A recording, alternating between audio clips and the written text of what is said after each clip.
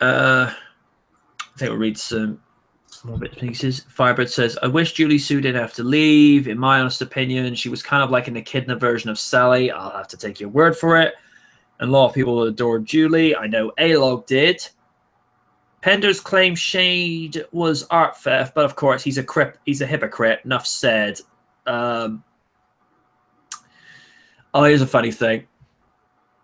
I mentioned this. It might have been in a special for you, Firebird, because I was reading this whole feed on Pender's Twitter, where he was claiming he could make the IDW Sonic good.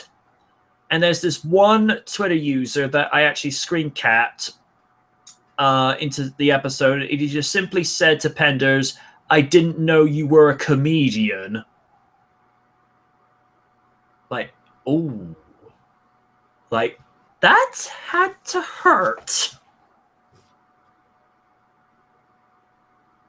Is it shameful to say Julie Sue's design was adorable in later years? I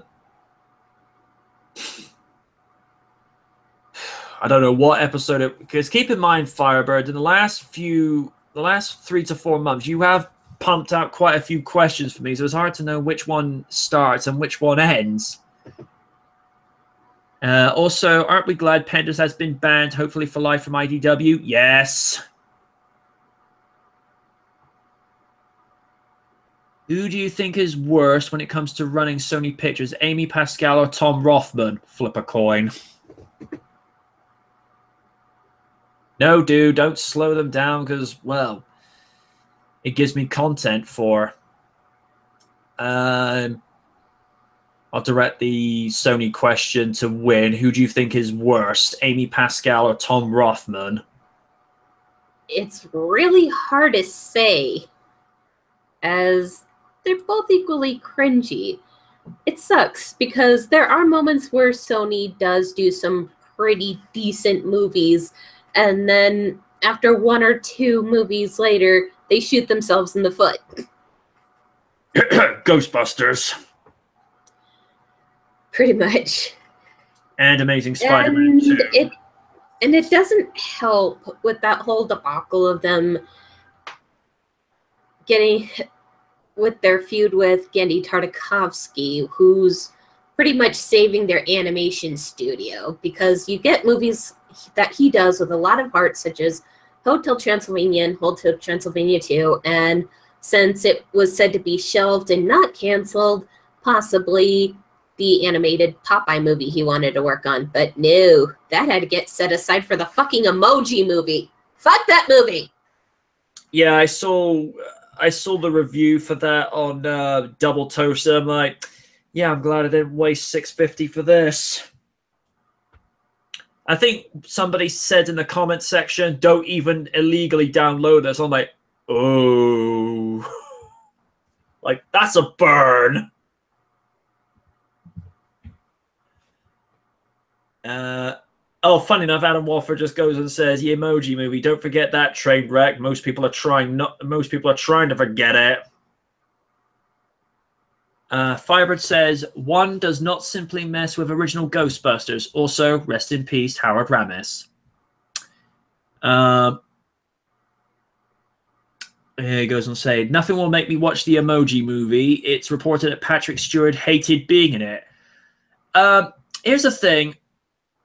If your role for a voice actor is to play the role of poop, wouldn't you feel a little bit disrespected?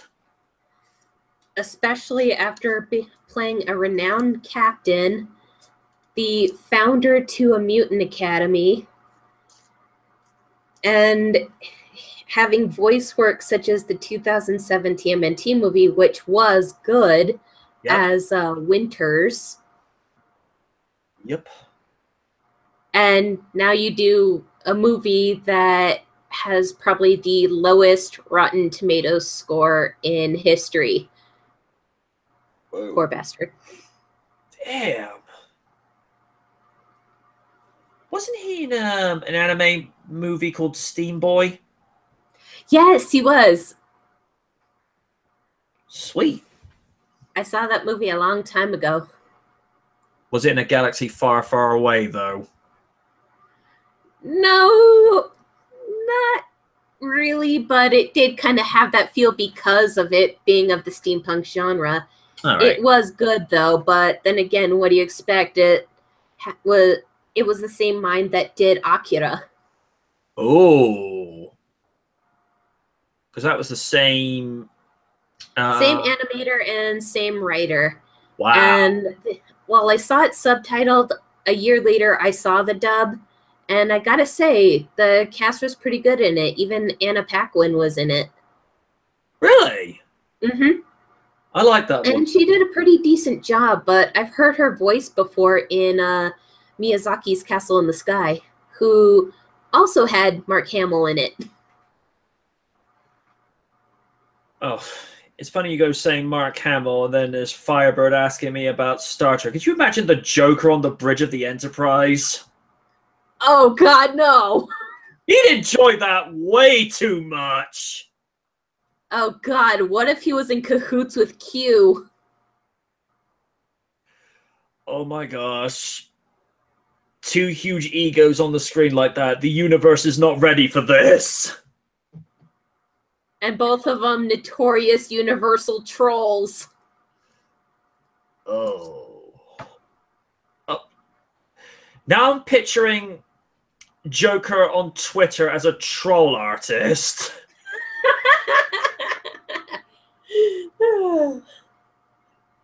Yeah, Joker on Twitter would enjoy that way too much. He'd probably keep trying to provoke Batsy on Twitter, and then Batman on his Twitter just going, It's like, why aren't you responding? You do realize the whole point of trolling is if I respond to you, you get what you want. I am denying this. Oh, you're no fun.